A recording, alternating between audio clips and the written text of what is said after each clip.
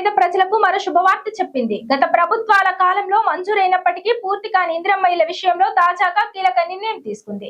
ఉమ్మడి ఆంధ్రప్రదేశ్ సమయంలో ఇళ్ల నిర్మాణానికి అనుమతులు పొంది బేస్మెంట్ దశ వరకు మాత్రమే కట్టుకున్న లబ్ధిదారులకు మళ్లీ సాయం చేయాలని రాష్ట్ర ప్రభుత్వం నిర్ణయించింది. దీంతో ఎన్నో ఏళ్లుగా ఇంటి కోసం ఎదురు చూస్తున్న కుటుంబాల్లో ఆశలు పెరిగాయి. గతంలో ఇందిరమ్మ ఇళ్ల పథకం కింద అనేక మందికి ఇళ్ల మంజూరు జరిగింది. అయితే ప్రభుత్వాలు మారడం, నిధుల కొరత వంటి కారణాల వల్ల చాలా చోట్ల నిర్మాణాలు మధ్యలోనే ఆగిపోయాయి. కొందరు లబ్ధిదారులు తమ సొంత డబ్బుతో బేస్మెంట్ వరకు నిర్మించారు. ఆ తర్వాత ప్రభుత్వం నుంచి ఎలాంటి సాయం అందకపోవడంతో ఇల్లు పూర్తి చేయలేకపోయారు.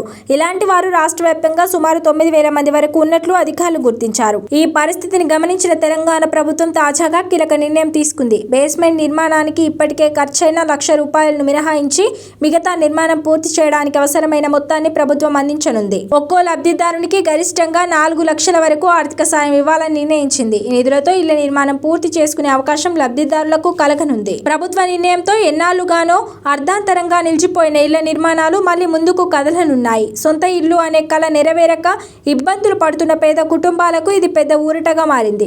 ముఖ్యంగా అద్దె ఇళ్లలో నివసిస్తున్న వారు, ఇల్లు లేక ఆర్థిక ఇబ్బందులు ఎదుర్కొంటున్న వారు ఈ నిర్ణయంతో లాభపడనున్నారు. అర్హులైన లబ్ధిదారులను గుర్తించి త్వరలోనే సహాయం అందించేందుకు అధికారులు చర్యలు తీసుకుంటున్నారు. ఈ పథకం అమలుతో పేదలకు సొంత గూడు కల్పించాలనే ప్రభుత్వ లక్ష్యం మరింత బలపడనుంది. మొత్తంగా చూస్తే పెండింగ్లో ఉన్న ఇందిరమ్మ ఇళ్లకు సంబంధించి తీసుకున్న ఈ నిర్ణయం వేలాది కుటుంబాల్లో ఆనందం నింపుతోంది.